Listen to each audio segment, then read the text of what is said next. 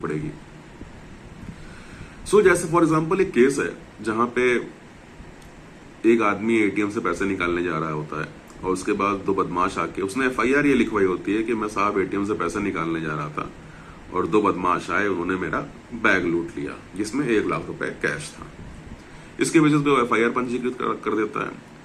अब police investigation शुरू करती है। इन्वेस्टिगेशन के 10 दिन 15 दिन के बाद या 1 महीने के बाद में पुलिस को मुखबिर खास से, सीक्रेट इन्फॉर्मर से एक सूचना मिलती है कि साहब जो घटना घटी थी फलानी जगह पे एटीएम से सामान या अपना जो रुपए लेके जा रहा था बैग में, ये आदमी जो चोर ने चोरी की थी या जिसने डकैती की थी वो फलानी जगह पे खड़े हैं और भागने की फिराक में, अगर जल्द तेजी नहीं की गई तो भाग जाएंगे।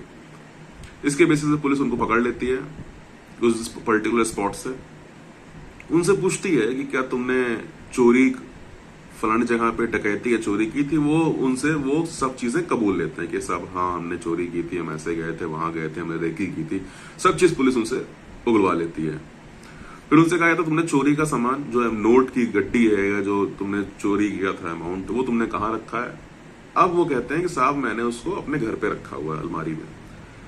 फिर वो पुलिस कहती है तो मुझे ले चलो अपने घर, वो ले चलते हैं। अब ये जो यहां से जो स्टेटमेंट डिस्क्लोजर स्टेटमेंट हो रहा है, that is a discovery of fact. अब इसके बेसिस पे घर जाते हैं, घर से जो है अलमारी खोलता है, अलमारी से जो है एक बैग निकलता है, बैग में नोट की गड्डी होती है और पुलिस पूछती है क्या ये चोरी का नोट है। वो कहता है हाँ साहब ये चोरी का नोट है। इसके बेसिस पे उनकी अरेस्टिंग हो जाती है और फिर यही सोल एविडेंस होता है जो कोर्ट के सामने आता है। क्या इस एविडेंस के बेसिस पे कोर्ट कन्विक्शन कर सकती है, क्या दोष सिद्ध हो सकता है उसका, ये सवाल कोर्ट